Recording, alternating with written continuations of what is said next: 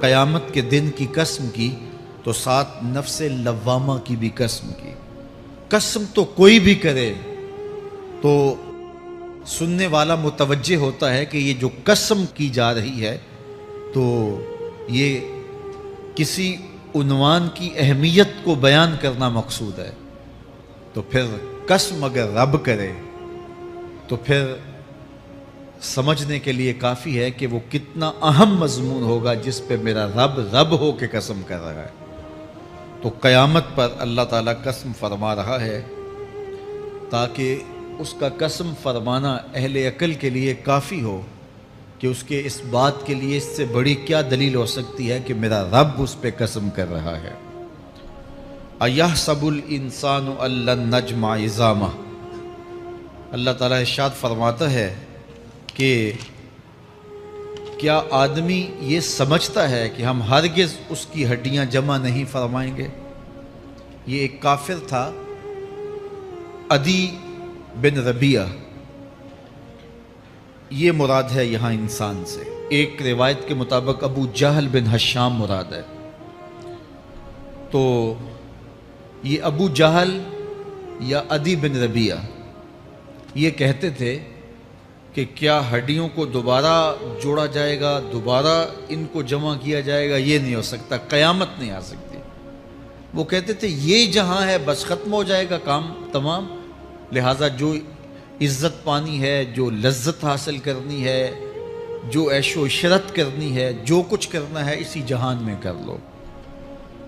آج کل بہت سارے لوگوں کا رویہ بھی یہی ہے کہ بس ٹھیک ہے یہ دنیا ہی سب کچھ ہے، آخرت بس ایک اعتقاد کی حد تک ذہن کے کسی گوشے میں ہے، 2 لمحوں کے لیے خیال آیا تو رک گئے، پھر اپنی وہی ڈگر کی زندگی۔ لیکن آخرت جب تیقن کی اس منزل تک پہنچ جائے پھر انسان کے اعمال کے اندر خود بخود جو ہے وہ نظم پیدا ہو جاتا ہے کہ چونکہ میں اللہ کے حضور پیش ہونا ہے اور ایک ایک عمل کا میں نے حساب دینا ہے۔ تو آخرت کے بارے میں یقین کی کمزوری انسان کو جو ہے وہ گناہوں کی دلدل میں پھنسا دیتی ہے۔ اس لیے آخرت کا یقین یہ بہت ضروری ہے تاکہ ہماری زندگی میں نظم پیدا ہو اور ہم اللہ کے حضور جھکنے والے، اس کے شکر گزار بندے، اس کی اتباع کرنے والے بنیں۔ تو اب وہ کافر کہتے تھے ابن ربیعہ یا ابو جہل کہ یہ جو ہڈیاں ہیں ان ہڈیوں کو کیسے دوبارہ زندہ کیا جائے گا۔ نضر بن حارث ایک کافر تھا، وہ کہیں سے قبرستان سے پرانی ہڈی اٹھا لایا اور وہ اتنی بوسیدہ تھی کہ ہاتھ کے لمس سے ٹوٹ ٹوٹ کے گرتی تھی، اور حضور کے پاس آ کھڑا ہوا اور آ کے کہنے لگا کہ کیا ان ہڈیوں کو دوبارہ زندہ کیا جائے گا؟ کون ہے ان کو جو دوبارہ زندہ کرے؟ اور ساتھ ہڈی توڑتا ہے اور اس کے ریزے زمین پہ گرتے ہیں۔ تو حضور علیہ السلام نے اللہ کی جانب سے اس کا جواب دیا۔ ذرا قرآن پڑھیے، سورہ یاسین کا آخری رکوع ہے، وَضَرَبَ لَنَا مَثَلًا وَنَسِیَ خَلْقَهُ قَالَ مَن يُحْیِی الْعِظَامَ وَهِیَ رَمِیمٌ۔ اب وہ باتیں کرنے لگ گیا ہے، اس کی زبان بولنے لگی ہے، اب کہاوتیں ہمارے لیے لاتا ہے، اور کیا کہتا ہے؟ مَن يُحْیِی الْعِظَامَ وَهِیَ رَمِیمٌ، ان ہڈیوں کو کون زندہ کرے گا جبکہ اتنی بوسیدہ ہو گئی ہیں۔ تو یہ نضر بن حارث حضور کے سامنے ہڈی لایا تھا اور توڑتا تھا اور کہتا تھا یہ ہڈیاں زندہ ہوں گی، ان ہڈیوں کو دوبارہ اٹھایا جائے گا جو اتنی بوسیدہ ہو گئی ہیں کہ ہاتھوں کا لمس بھی گوارا نہیں کرتی، اس کو دوبارہ زندہ کیا جائے گا، کون زندہ کرے گا؟ جواب سنو، قُلْ يُحْيِيهَا الَّذِي أَنشَأَهَا أَوَّلَ مَرَّةٍ، اے محبوب فرما دیجئے اب تو ہڈیاں موجود ہیں، جب ہڈیاں بھی نہیں تھیں تو جس رب نے انسان بنایا ہڈیوں کو جوڑ کے نہیں بنا سکتا۔ اب تو میٹیریل موجود ہے جب میٹیریل بھی موجود نہیں تھا۔ هل اتى على الانسان حين من الدهر لم يكن شيئا مذكورا، انسان پر وہ وقت بھی آیا ہے جب یہ قابل ذکر چیز ہی نہیں تھا، اس کا نقشہ نہیں تھا، اس کی صورت نہیں تھی، اس کا میٹیریل نہیں تھا، اس کا مادہ نہیں تھا۔ لیکن جس نے حضرت انسان بنایا، پانی کی بوند سے تخلیق کیا، تو اب کیا وہ ہڈیوں کو جوڑ کر انسان نہیں بنا سکتا؟ تو یہ کفار بات کرتے تھے کہ نہیں نہیں نہیں، اتنی بوسیدہ ہڈیوں کو کیسے زندہ کیا جائے گا، یہ بات سمجھ میں نہیں آتی۔ پھر ان کے ذرے بکھر گئے، بعض انسانوں کو جانور چیڑ پھاڑ کے کھا گئے، کچھ وہ کھا گئے، کچھ ہڈیاں پڑی رہ گئیں، کچھ ان کی ہڈیاں راکھ بن کے اڑ گئیں۔ تو کیسے ہو سکتا ہے کہ ان کو دوبارہ زندہ کیا جائے، ان کے اجزاء جوڑے جائیں؟ اب یہ عدی بن ربیعہ نے بھی یہی کہا۔ اللہ ارشاد فرماتا یحسب الانسان ان لن نجمع عظامہ، یہ آدمی گمان کرتا ہے، کہتا ہے کیا ہڈیوں کو دوبارہ زندہ کیا جائے گا؟ اللہ فرماتا ہے کیوں نہیں، ہم اس بات پہ قادر ہیں کہ اس کے انگلیوں کے پور پور کو دوبارہ کھڑا کر دیں، اور اس کے اجزاء جو بکھرے ہوئے ہیں ان کو ہم اکٹھا کر کے دوبارہ ان کو جوڑ دیں، ہمارے لیے کوئی مشکل نہیں ہے۔ لیکن یہ اس کا خیال ہے کہ ہڈیوں کو کیسے جوڑا جائے گا۔ لیکن سورہ یاسین میں جو دلیل دی اس پہ کس قدر جو ہے وہ اشش کرنے کو جی چاہتا ہے۔ فرمایا کہ کل یحییھا الذی انشأھا اول مرہ، یہ کہتے ہیں یہ ہڈیاں کون جوڑے گا؟ کہا جب ہڈیاں بھی نہیں تھی، جس نے ہڈیاں بنائی اس کے لیے جوڑنا کیا مشکل ہے؟ تو یہ عجیب تم نے بات کی۔ تو اللہ تعالیٰ جل شانہ قیامت کے دن ہمارے وجود دوبارہ اٹھائے گا اور اپنے حضور بندوں کو کھڑا کرے گا اور ان سے سوال پوچھے گا۔ یہ نہیں ہے کہ جو مرضی کرتے گئے، ایک آدمی نے ظلم کیا، جبر کیا، زیادتیاں کی، لوگوں کا حق لوٹا، لوگوں کا مال غصب کیا، عزتیں پامال کی، اور اتنا مؤثر تھا کہ عدالتیں وہ خرید لیتا تھا، کچہریاں وہ خرید لیتا تھا، پولیس وہ خرید لیتا تھا، کوئی سے پوچھنے والا نہیں تھا، اس کی بات چلتی تھی، اس کا فون چلتا تھا، اس کا رکا چلتا تھا، عیش و عشرت کی زندگی گزاری اور مر گیا، ہزاروں کے حق غصب کر کے، ہزاروں کا مال ہڑپ کر کے، لوگوں کی آبروئیں لوٹ کے مر گیا اور قبر میں چلا گیا، بس قصہ ختم۔ اب نہ وہ اٹھے گا، نہ اس سے حساب لیا جائے گا، تو پھر انصاف کہاں گیا؟ ایک عدالت ایسی ہونی چاہیے کہ جس عدالت میں اس کو بھی پکڑا جائے اور ٹکٹکی پہ باندھا جائے کہ دنیا پر تو کسی نے تجھے پکڑا نہیں، آ اس عدالت میں تیرے خلاف سلطانی گواہ بھی موجود ہیں اور تجھے گناہوں کا، جرم کا بدلہ بھی دیا جائے گا، اور منصف جو ہے وہ انصاف کرے اور ان مظلوموں کو کھڑا کیا جائے کہ دنیا پر تو تمہاری داد رسی کسی نے کی، اس دربار میں تمہاری پوری پوری داد رسی کی جائے گی۔ عقل مانتی ہے کہ ایک ایسا دربار ہونا چاہیے، ایسا احتسابی عمل ہونا چاہیے، ایک ایسی عدالت لگنی چاہیے کہ جس کا کہیں جسے انصاف نہیں ملا اس کو وہاں جا کے انصاف ملے، اور وہ دن قیامت کا دن ہے۔ اس کا یقین زندگی میں نظم پیدا کر دیتا ہے اور تھر تھر بدن کانپتا ہے کہ آج اگر ہم مؤثر بھی ہو جائیں اور کسی کے سامنے جواب دے نہ ہوں، لیکن ایک عدالت تو ہے جہاں ہم نے جواب دہ ہونا ہے اور اپنے ایک ایک عمل کا حساب دینا ہے۔ تو اللہ ارشاد فرماتا ہے کہ اس عدالت کے سامنے تم نے پیش ہونا ہے، تمہارے جوڑ جوڑ کو اللہ تعالیٰ دوبارہ کھڑا کرے گا اور اس کو دوبارہ تخلیق کرے گا اور پیدا کرے گا، اور تم دوبارہ کھڑے ہو جاؤ گے، اس کے حضور پیش ہوگے۔ بل یرید الانسان لیفجر امامہ، بلکہ آدمی چاہتا ہے کہ اس کی نگاہ کے سامنے بدی کرے۔ استغفر اللہ۔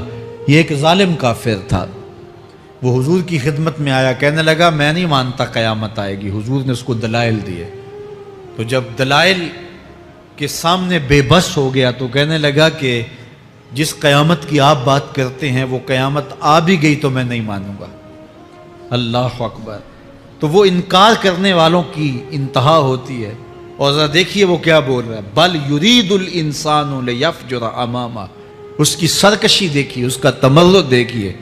وہ کہتا ہے اچھا اگر قیامت قائم ہوئی تو یہ گناہ، یہ جرم، یہ بدی، یہ بدکاریاں، یہ ظلم جو میں کرتا ہوں، یہ بدکاریاں رب کے سامنے کروں گا۔ کیسی ڈٹائی ہے، مذاق اڑاتا ہے، تمسخر اڑاتا ہے آخرت کا۔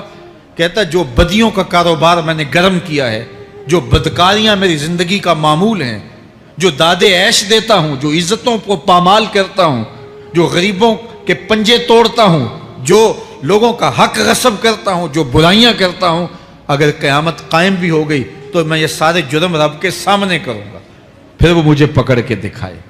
اللہ اکبر. یسأل ایان یوم القیامہ. پھر پوچھتا ہے اچھا قیامت کب آئے گی؟ یہ تمسخر کے طور پہ پوچھتا ہے.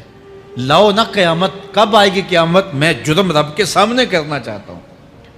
اللہ اکبر. اب جواب سنیے. اب لفظوں کا ترجمہ اس زور سے کیا ہی نہیں جا سکتا جس زور کے لفظ ہیں. وہ کہتا ہے قیامت کب آئے گی، میں تو یہ جرم رب کے سامنے کرنا چاہتا ہوں. کوئی قیامت نہیں ہے، مذاق اڑاتا ہے. قیامت کب آئے گی؟ آواز آئی فَإِذَا بَرِقَ الْبَصَرُ وَخَسَفَ الْقَمَرُ وَجُمِعَ الشَّمْسُ وَالْقَمَرُ. جب قیامت آئے گی تو آنکھیں چندھیا جائیں گے، چاند بے نور ہو جائے گا، سورج اور چاند اکٹھے ہو جائیں گے. یقول الانسان یومئذ این المفر. آج جو کہتا ہے کہاں ہے قیامت، اس دن بھاگتا پھرے گا. کوئی پناہ گاہ ہو بتاؤ، کوئی ہے ٹھکانہ چھپنے کا، کوئی پناہ گاہ ہے؟ کلا لا وزر. آواز آئے گی کوئی ٹھکانہ نہیں ہے، آج کوئی ٹھکانہ نہیں ہے. الی ربک یومئذ المستقر. اگر ٹھکانہ ہے تو صرف رب کے پاس ہے.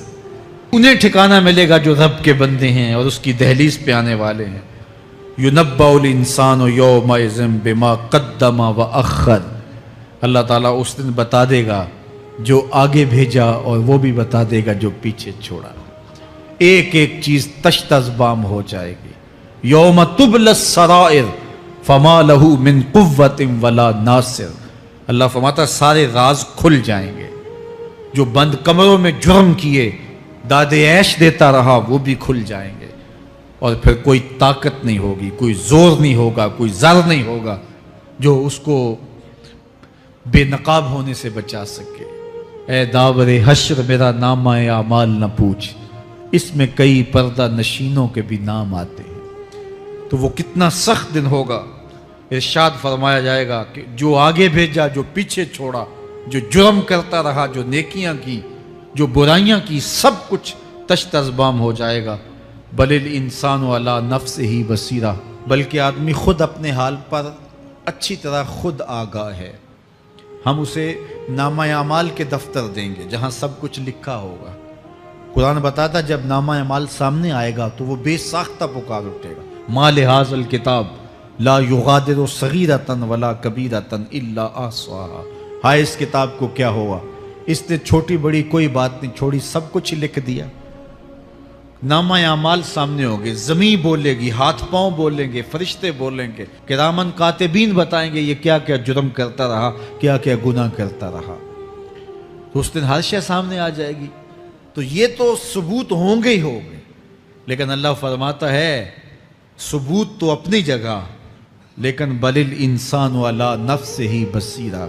کیا انسان کو خود نہیں پتا کہ وہ کہاں کھڑا ہے؟ اس کو اپنے جرائم کی فہرست خود یاد ہے، اس کے ضمیر پہ خود اس کا بوجھ موجود ہے. اسے یہ نامہ اعمال نہ بتاتے، فرشتے نہ بتاتے، پھر بھی اسے پتا تھا کہ میں کیا ہوں اور کہاں میں نے جرم کیا ہے. وَلَوْ أَلْقَى مَعَاذِيرَهُ. اللہ اکبر. اگر اس کے پاس جتنے بہانے ہوں سب لا ڈالے، جب بھی کوئی اس کا بہانہ نہیں سنا جائے گا. قیامت کا دن ہوگا، دنیا کے اوپر تو بہانوں سے انسان بچ نکلتا ہے. کوئی جھوٹ بول لیا، کوئی جھوٹا گواہ پیش کر دیا، کوئی مکر کر لیا، کوئی رشوت چل گئی، کوئی سفارش کام آ گئی، کوئی بہانہ تراش لیا، بات کو توڑ موڑ کے پیش کر لیا. لیکن قیامت کا جب دن ہوگا تو کوئی نہ جھوٹا گواہ چلے گا، نہ رب کی پولیس رشوت لیتی ہے، نہ وہاں انصاف کے خلاف کوئی کام ہوگا، اور نہ ہی کوئی بہانہ چل سکے گا.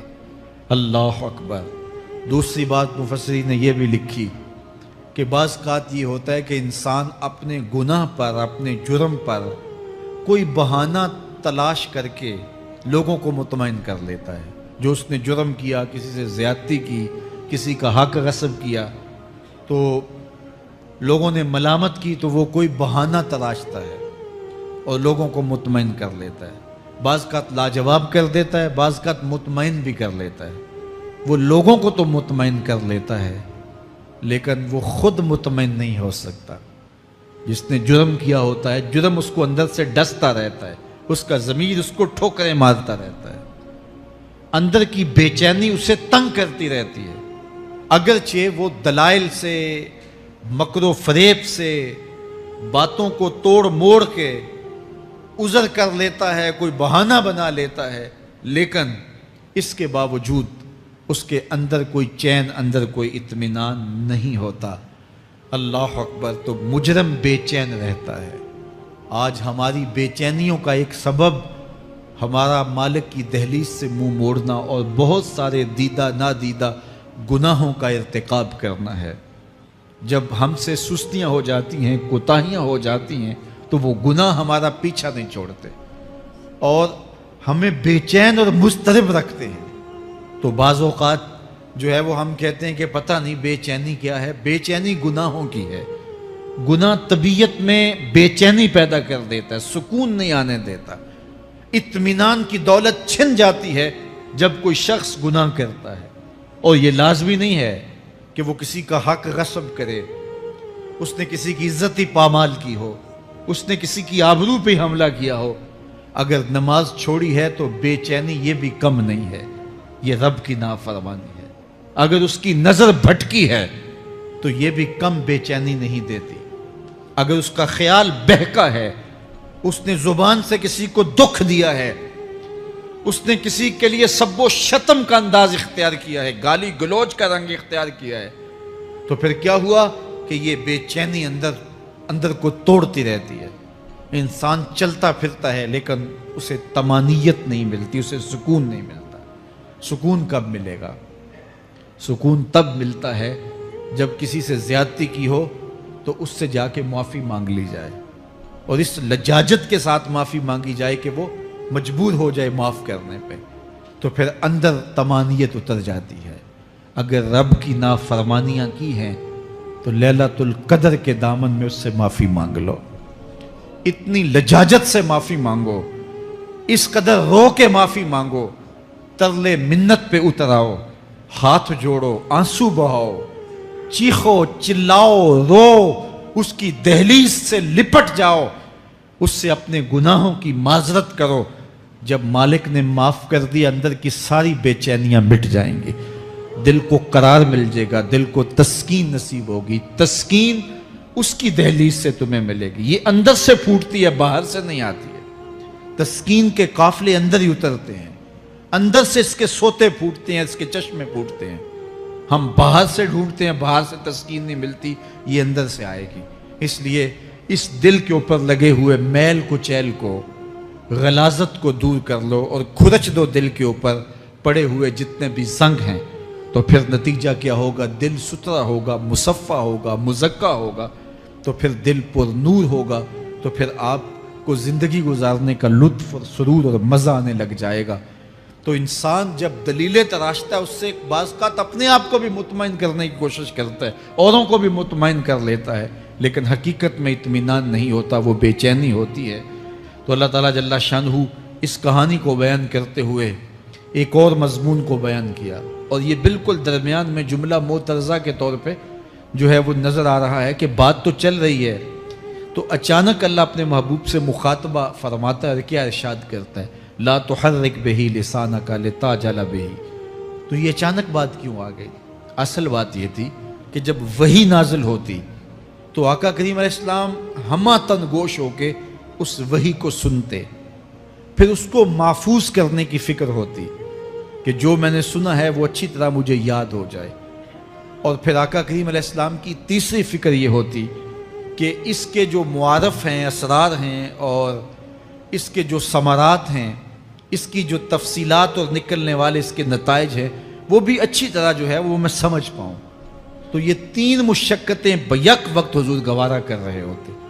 اب قیامت کا ہولناک منظر جو پیش کیا گیا، اور پھر انسان جب اپنے رب کی نافرمانی کرتا ہے تو جو اس کا حال ہوتا ہے، تو یہ سارے مضامین کو اللہ کے محبوب سن رہے تھے۔ حضور کے قلب اطہر پر گرانی آئی، اور میرے رب کو کیسے گوارا تھا۔ جو حضور سن رہے تھے جلدی جلدی اس کو زبان پہ لانا چاہ رہے تھے تاکہ وہ اچھی طرح ازبر ہو جائے، لیکن اللہ نے محبوب کی اس مشقت کو دیکھا تو فرمایا لا تحرک بہ لسانک لتعجل بہ۔ محبوب آپ اپنی زبان کو جنبش نہ دیں، آپ جلدی کرتے ہیں تاکہ وہ جو میں نے سنا ہے وہ میری زبان پہ آ جائے. ان علینا جمعہ و قرآن، یہ ہمارے اوپر ہے، ہم آپ کے دل میں جمع بھی کریں گے. جو آپ کو سکھایا ہے وہ آپ کو یاد بھی رہے گا، وہ آپ بھول نہیں سکیں گے. فَإِذَا قَرَأْنَاهُ فَاتَّبِعْ قُرْآنَهُ، اور جب ہم پڑھ لیں تو پھر اس کے بعد آپ اس کو دہرائیں پڑھیں. ثُمَّ إِنَّ عَلَيْنَا بَيَانًا، پھر اس کی تفصیل بھی ہمارے ذمہ ہے، اس کا بیان بھی ہمارے ذمہ ہے. اس سے وہ لوگ جو حجیت حدیث کا انکار کرتے ہیں اور پھر وہ کہتے ہیں کہ نہیں بس قرآن مجید کی آیات ہی ہیں، اس کے علاوہ اور کچھ نہیں ہے، وہ من اللہ نہیں ہے، تو یہاں غور کرنا ہے. ثم ان علینا بیانہ فرمایا گیا، پھر ہمارے اوپر ہے اس کا بیان جو آپ کو ہم القاء کریں. اور آقا کریم نے فرمایا، سنن نسائی کی روایت ہے، انما اوتیت القرآن ومثلہ معہ، مجھے قرآن دیا گیا اور قرآن جتنے اور علوم بھی میرے سینے میں رکھے گئے. تو صرف قرآن ہی نہیں اتارا گیا حضور کے سینے میں، حضور کے سینے میں بہت کچھ نازل کیا. حضور کا سینہ گنجینہ ہے اسرار و معانی کا، اور اللہ تعالیٰ جل شانہ نے اپنے محبوب کو بہت کچھ عطا کیا. یہ بیان کرنے کے بعد فرمایا، کلا بل تحبون العاجلہ وتذرون الآخرہ. اللہ اکبر. کوئی نہیں بلکہ یہ جو تم لوگ ہو اے کافرو، تم اس چیز کو پسند کرتے ہو جو بالکل نقد ہے، جو جلد ملنے والی ہے. دنیا کا سودا نقد ہے، دنیا کے نفع نقد ہیں، دنیا کی لذات نقد ہیں. شیطان کہتا ہے اب چوری کرو اب مال آئے گا، اب زنا کرو اب لذت ملے گی، اب ڈاکہ کرو اب امیر ہو جاؤ گے. تو دنیا کے سودے نقد ہیں اور آخرت کے وعدے ادھار ہیں. تو ارشاد فرمایا، بل تحبون العاجلہ، تم دنیا کی جو عاجل چیزیں ہیں، جو بالکل نقد سودے ہیں، تم ان کے پیچھے پڑتے ہو. وَتَذَرُونَ الْآخِرَةَ، اور آخرت کو چھوڑتے ہو. دوسرے مقام پہ ارشاد فرمایا سورہ الاعلیٰ میں، بَلْ تُؤْثِرُونَ الْحَيَاةَ الدُّنْيَا وَالْآخِرَةُ خَيْرٌ وَأَبْقَىٰ، تم دنیا کی جیتی زندگی کو ترجیح دیتے ہو، حالانکہ آخرت بہتر بھی ہے اور دائمی بھی. میں آپ کی توجہ چاہوں گا، آخرت بہتر بھی ہے اور دائمی بھی، لیکن تمہاری ترجیح یہ دنیا ہے جس کی آخرت کے مقابلے میں کوئی حیثیت ہی نہیں ہے. حضور نے ارشاد فرمایا، اگر کسی کو جنت میں ایک کوڑا رکھنے کی جگہ مل جائے، ایک ڈنڈا رکھنے کی جگہ مل جائے، دنیا و ما فیہا کی دولتوں سے وہ زیادہ قیمتی ہے. 7 براعظموں پہ پھیلی ہوئی کائنات، سمندروں کی تہوں میں قیمتی موتی، پہاڑوں کے دامن میں قیمتی معدنیات، مالیاتی اداروں کے پاس سرمائے، لوگوں کے پاس دولت کے انبار، یہ سارے اکٹھے کر لیے جائیں اور ان کی قیمت لگائی جائے، اور جنت میں ایک ڈنڈا رکھنے کی جگہ، ایک عصا رکھنے کی جگہ، ایک کوڑا رکھنے کی جگہ، وہ جگہ پھر بھی زیادہ قیمتی ہے. پراپرٹی ویلیو ہوتی ہے نا. وہ کہتے ہیں کہ دور دراز دیہات سے 10 ایکڑ فروخت کریں تو یہاں ہمارے بائی پاس پہ اگر لیں تو 1 کنال جگہ آئے گی، 10 ایکڑ فروخت کر کے یہاں 1 کنال ملے گی. اور اگر آپ مزید اس کو فروخت کر کے مزید جو ہے وہ کسی مہنگے علاقے میں چلے جائیں تو ہو سکتا ہے 2 مرلے اس 10 ایکڑ کے مقابلے میں آئیں. تو اس طرح مختلف جگہوں کی پراپرٹی ویلیو ہوتی ہے. اللہ کے محبوب جنت کی پراپرٹی ویلیو بتا رہے ہیں. 7 براعظموں پہ پھیلی ہوئی کائنات کو ایک پلڑے میں رکھیں. پوری دنیا کے اندر جو سرمائے ہیں، جو ماضی میں سرمائے لوگوں نے خرچ کر لیے، جو حال میں موجود ہیں، جو آنے والے ادوار میں لوگوں کے پاس آئیں گے، قارون کا خزانہ اور سرمائے سارے اکٹھے کر کے ایک پلڑے میں رکھ دیں، جنت میں ایک عصا رکھنے کی جگہ پھر بھی زیادہ قیمتی ہے. تو پھر دنیا کی آخرت کے مقابلے میں قیمت کیا ہوئی؟ دنیا کی جنت کے مقابلے میں ویلیو کیا ہوئی؟ اور جنت میں سب سے کم جگہ کس کو ملے گی؟ جو سب سے آخر میں جائے گا. ظاہر ہے سب سے کم جگہ اسی کے پاس ہوگی جو سب سے آخر میں جہنم کے دھکے کھا کھا کے، رگڑے سہ سہ کے پھر آخر میں جنت میں جائے گا. سب سے تھوڑی جگہ اس کے پاس ہوگی. حدیث پاک میں آتا ہے، بخاری میں آتا ہے، حضور نے ارشاد فرمایا کہ جب جہنم سے آخری جہنمی نکالا جائے گا تو اللہ تعالیٰ اسے پوچھے گا بتا تیری کوئی آرزو، تو وہ کہے گا مالک یہ آرزو ہے، یہ آرزو ہے، مختلف آرزویں بتائے گا۔ اللہ فرمائے گا لکا ما تمنیتا، جو تو نے آرزو کی جا جا تجھے میں نے عطا کر دی، اب جنت میں چلا جا۔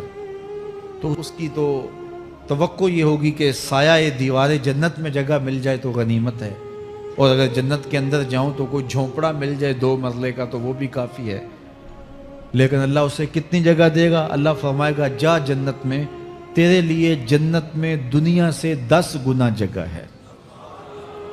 7 بر اعظموں کو 10 سے ضرب دے تو کہا کہ دنیا سے 10 گنا جگہ تیرے لیے۔ اس کو یقین ہی نہیں آئے گا، وہ کہے گا اتسخر وانت الملک، میرے رب تو بادشاہ ہو کے مجھ سے مذاق کر رہا ہے؟ اللہ فرمائے گا نہیں، تیرے لیے 10 گنا جگہ ہے، اور اس کے لیے 10 گنا جگہ ہوگی جو سب سے آخر میں جنت میں جائے گا۔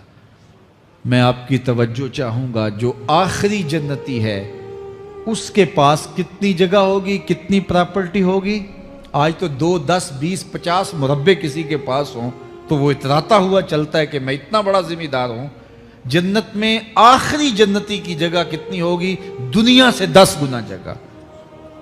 تو داتا گنج بخش علی حجویری کی جاگیروں کا عالم کیا ہوگا؟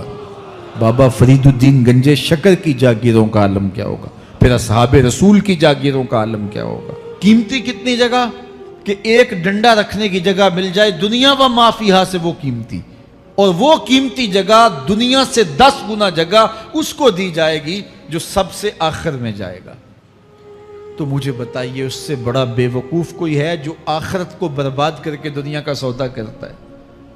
بل تؤثرون الحیات الدنیا والآخرۃ خیر وابقا، کہا آخرت بہتر بھی ہے اور دائمی بھی ہے، نہ ختم ہونے والی زندگی ہے۔ تو یہاں بھی ارشاد فرمایا کلا بل تحبون العاجلہ وتذرون الآخرہ، تم نقد کے پیچھے دوڑتے ہو، آخرت جو ادھار ہے اس کی پرواہ نہیں کرتے ہو۔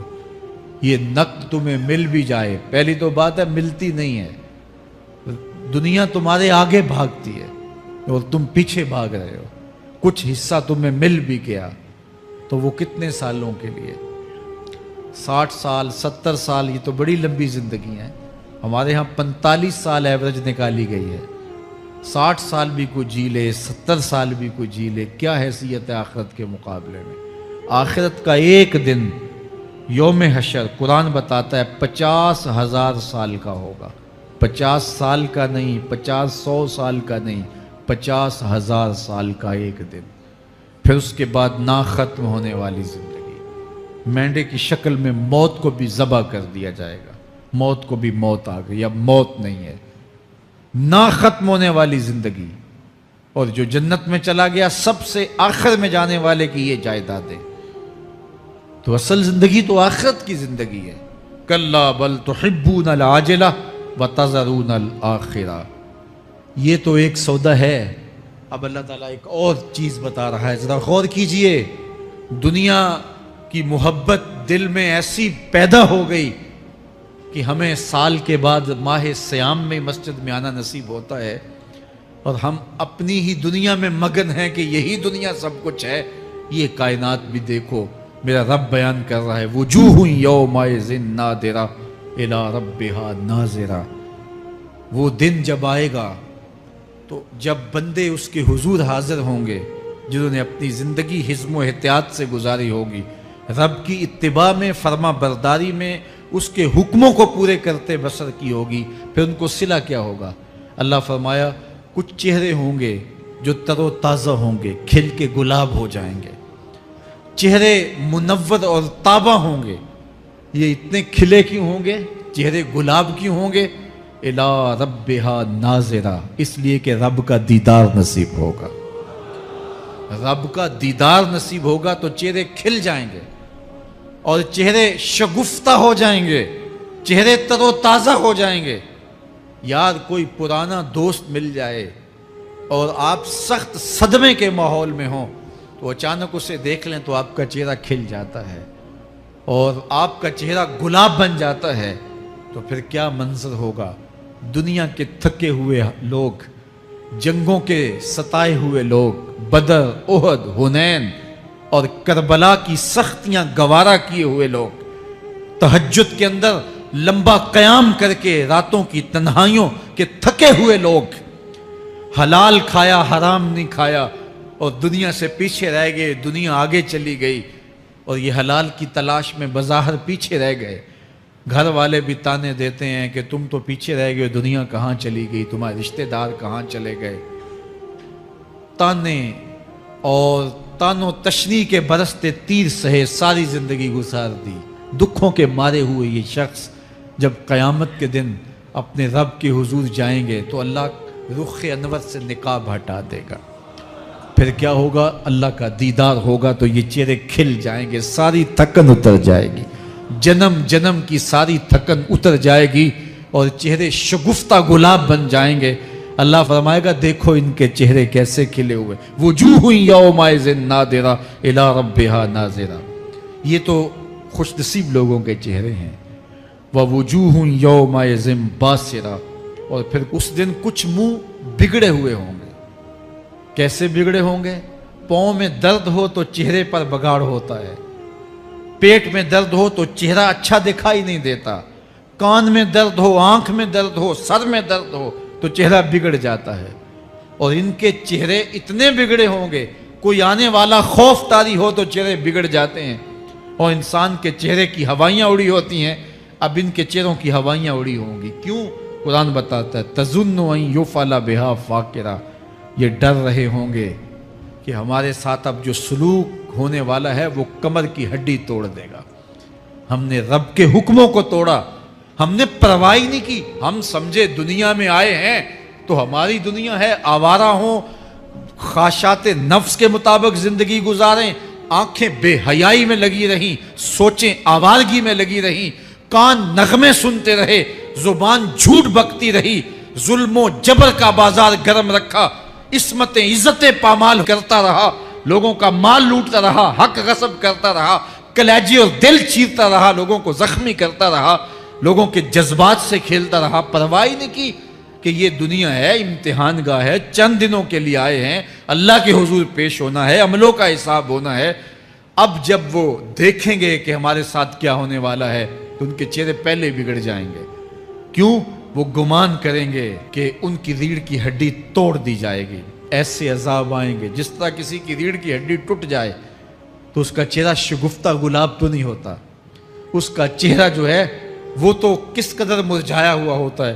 تو اللہ ارشاد فرماتا ہے اس طرح ان کے چہرے ہوں گے. ابھی عذاب آیا نہیں ہے لیکن چہرے پہلے اترے ہوئے ہوں گے اور جب عذاب کی بھٹی میں ڈالے جائیں گے. اللہ اکبر. اور وہ سخت عذاب، حضور نے جبریل امین سے پوچھا مجھے جہنم کے عذابوں کا ذکر سناؤ. عرض کی حضور سب سے ہلکے عذاب کی کہانی سناتا ہوں، اور وہ یہ کہ جہنمی کے پاؤں میں آگ کا جوتا رکھا جائے گا، باقی پورا بدن اس کا سلامت ہوگا. یہ سب سے ہلکے عذاب کی کیفیت ہے. اب پاؤں میں آگ کا جوتا ہوگا، حدت، گرمی، شدت اتنی ہوگی کہ دماغ پگھل کے ناک اور کانوں کے راستے سے باہر آ جائے گا. پاؤں میں رکھے ہوئے جوتے کی گرمی دماغ کو ایسے چڑھے گی کہ وہ پگھل جائے گا اور ناک اور کانوں کے راستے سے باہر آ جائے گا. تو اللہ کے عذاب کے خوف سے چہرے بگڑ جائیں گے، حالت سلامت نہیں رہے گی. یہ بات ذہن میں رکھیں کہ اللہ جس کو جہنم میں ڈالے گا اس کو اس صورت میں نہیں ڈالے گا. یہ محمدی صورت ہے، یہ شکل اس کی چھین لی جائے گی اور اس کی شکل بڑی کر دی جائے گی. اس کا ایک ایک دانت احد پہاڑ جتنا ہوگا. احد پہاڑ کا پھیلاؤ 15 کلومیٹر پہ ہے. 15 کلومیٹر کا ایک دانت اور 32 دانت کتنے ہوں گے تو منہ کتنا بڑا ہوگا. اس کو اتنا بڑا اس لیے کیا جائے گا تاکہ وہ عذاب کی تکلیف زیادہ سہے. 70 گز موٹی کھال ہوگی اور کھال جل جائے گی تو اللہ قرآن میں فرماتا ہے ہم نئی کھال دے دیں گے تاکہ عذاب کی تکلیف اس کو گوارا کرنی پڑے. پھر چیخے گا، چلائے گا، ہائے مجھے پانی دو، پانی دو، پیاس کی شدت ہے. 70 سال تک تو اس کی کوئی آواز ہی نہیں سنے گا. 70 سال کے بعد داروغہ جہنم چیخ کر کہے گا کیا مانگتا ہے؟ وہ بولے گا مجھے پانی چاہیے. کہا جائے گا تمہیں ابھی ملتا ہے پانی، پھر داروغہ جہنم اسے پانی دے گا، کوکا کولا کی بوتل دے گا یا پیپسی تھما دے گا یا منرل واٹر کی بوتل دے گا؟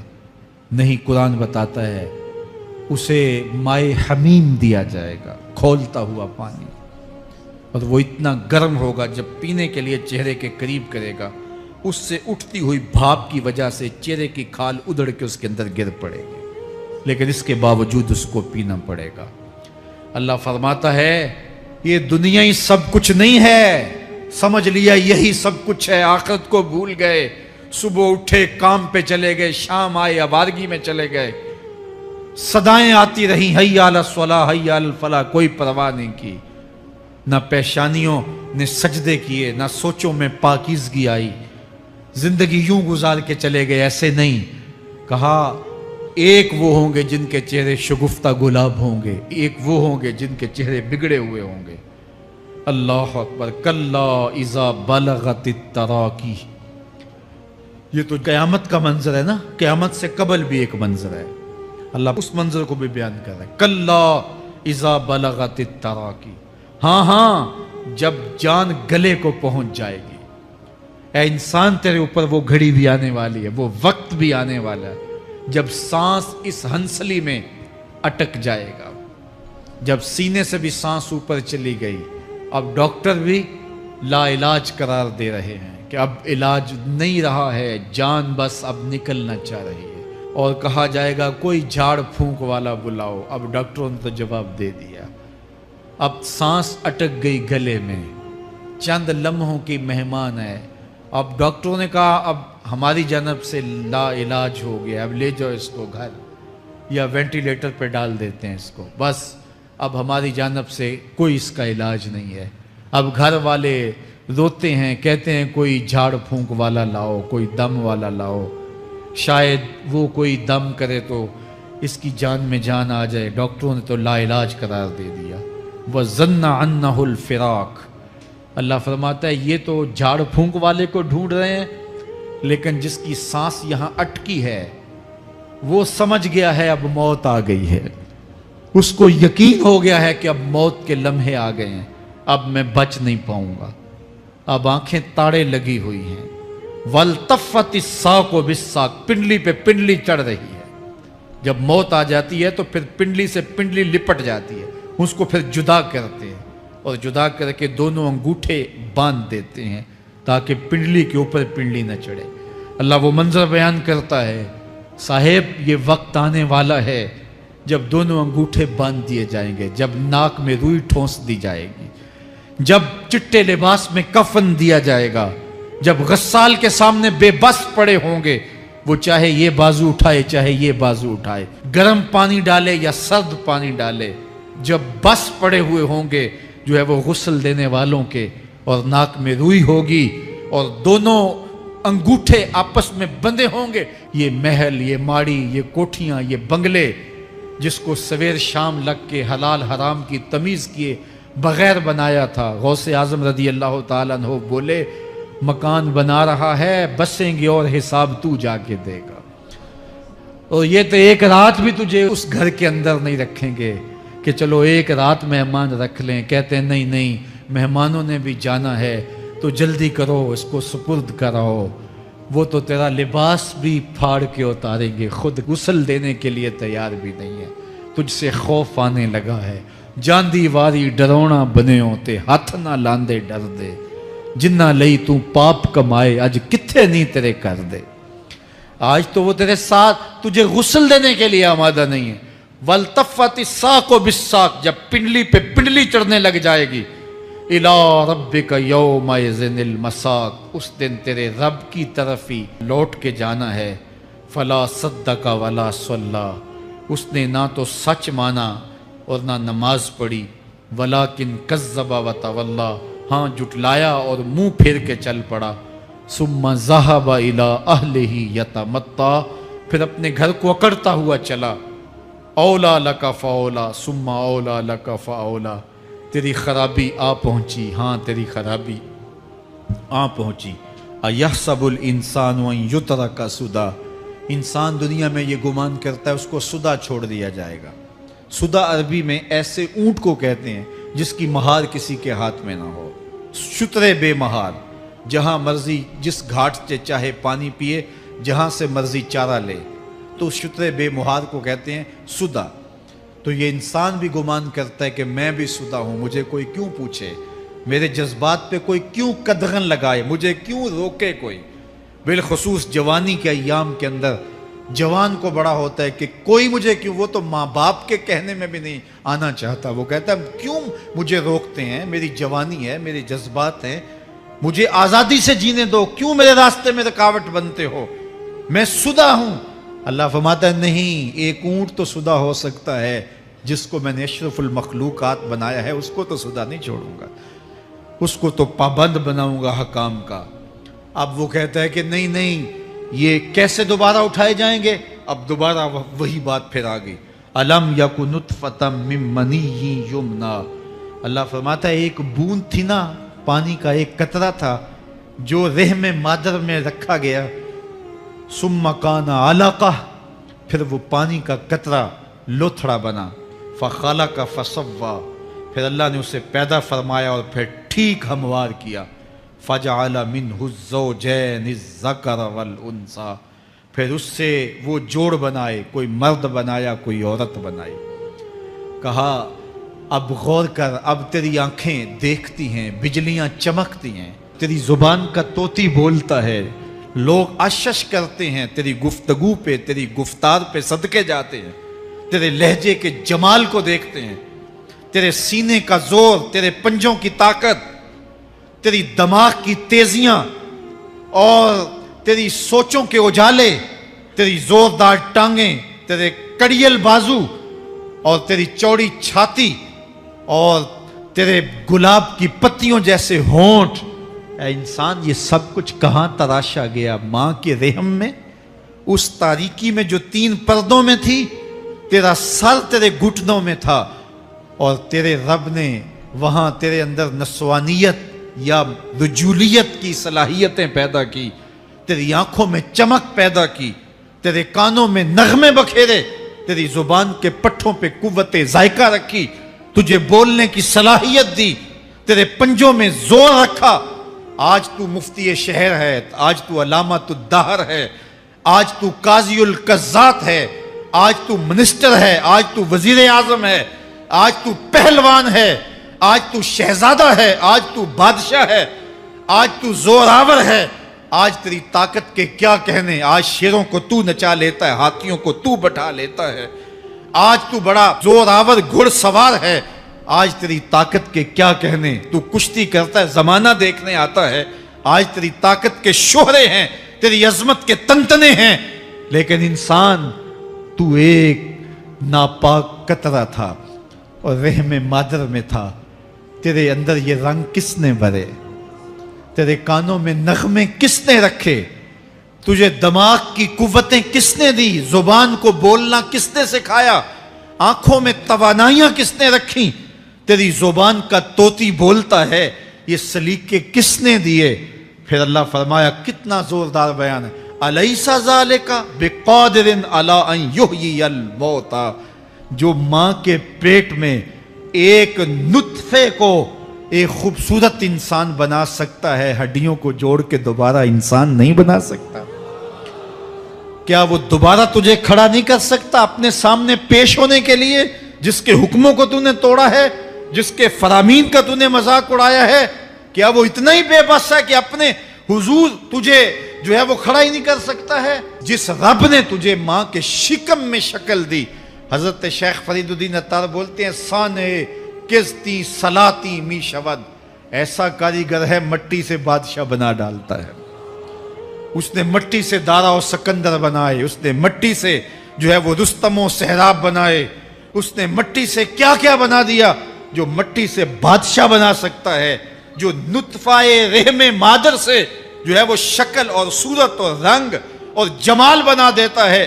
تیری صورت نکھرتی ہے، تیرے ہونٹ گلابی ہیں اور تیری نرگسی آنکھیں ہیں، تیرے ریشمی بال ہیں اور تیری خوبصورت رنگت ہے، تو چال چلتا ہے تو لگتا ہے قیامت چل رہی ہے، تیرا قد رانا جو ہے وہ صنوبر کو شرماتا ہے، تیری گفتار کے تنتنے ہیں.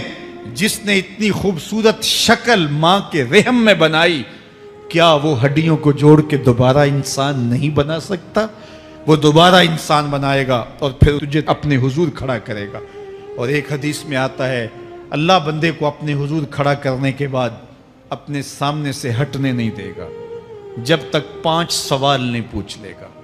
ان عمر ہی فی ما افنا ہو، اس کی عمر کے بارے میں پوچھے گا کہاں ضائع کی. میں نے تجھے زندگی دی 60 سال 70 سال 40 سال 50 سال، اس زندگی کو کہاں گزار کے آیا ہے. ان شباب ہی فی ما ابلا ہو، اس کی جوانی کے بارے میں پوچھا جائے گا جوانی کہاں گزار کے آیا ہے. مجنوں تو نہیں بنا رہا، خواہشات کا اسیر تو نہیں ہو گیا، دیوانوں کی طرح زندگی تو نہیں گزار کے آ گیا. تیری جوانی کسی چوک میں تو نہیں گزری، تیری جوانی آوارگی میں تو نہیں گزری، ساری رات سوشل میڈیا کے اوپر گندگی اور غلاستیں تو نہیں دیکھتا رہا. تیری زندگی گزری کہاں ہے؟ تیری جوانی گزری کہاں ہے؟ اگر کوئی جواب نہ ہوا تو پھر کیا جواب دے گا؟ اور وہ کتنا خوش نصیب ہوگا جو کہے گا مالک میری جوانی سجدوں میں گزری، میری جوانی قیام میں گزری، میری جوانی رکوع میں گزری. میرے حضور فرماتے ہیں سبعۃ یظلھم اللہ فی ظلہ یوم لا ظل الا ظلہ. 7 اشخاص ایسے ہیں قیامت کے دن جب کوئی سایہ نہیں ہوگا اللہ ان 7 کو اپنے عرش کا سایہ دے گا. ان میں سے دوسرا شخص میرے حضور نے بیان فرمایا وشاب نشأ فی عبادت اللہ، وہ جوان جس کی جوانی اللہ کی عبادت میں گزری. جوانوں اپنی زندگی کو مالک کی دہلیز پہ لے آؤ. جوانی وہی ہے جو مالک کی چوکھٹ پہ گزرے. اپنے دل کا تعلق جوڑو، عشق کرنا ہے تو پھر آمنہ کے لال سے کرو، محبت کا رشتہ ان سے جوڑو، تعلق کا ربط ان سے قائم کرو. جوانی کو دین کی راہ پہ ڈالو. اللہ اکبر. سنو میرے حضور کا فرمان انا حبیب اللہ، میں اللہ کا حبیب ہوں. پھر فرمایا الشاب التائب حبیب اللہ، جو جوان جوانی میں توبہ کرے وہ بھی اللہ کا حبیب ہے. آؤ اللہ کے حبیب بن جاؤ، اللہ کے حبیب بن جاؤ، اللہ کے حبیب بن جاؤ، اللہ کے محبوب بن جاؤ. لیلۃ القدر کی گھڑیاں ہیں، رات کا پچھلا پہر ہے. اللہ کے حضور یہ عہد کر کے اٹھو مالک جو زندگی گزر گئی آئندہ جوانی کا ایک ایک لمحہ تیرے لیے گزرے گا. جیوں گا تو تیرے لیے، مروں گا تو تیرے لیے. میری ایک ایک سانس تیرے نام وقف ہوئی، میری زندگی کی ایک ایک ساتھ تیرے نام وقف ہوئی. میں اپنا سب کچھ تیرے لیے پیش کرتا ہوں. میری زندگی کا مالک بھی تو ہے، میری موت و حیات کا خالق اور مالک بھی تو ہے. یہ زندگی تو نے دی، تیری امانت ہے، تیرے حضور ہی پیش کرتا ہوں.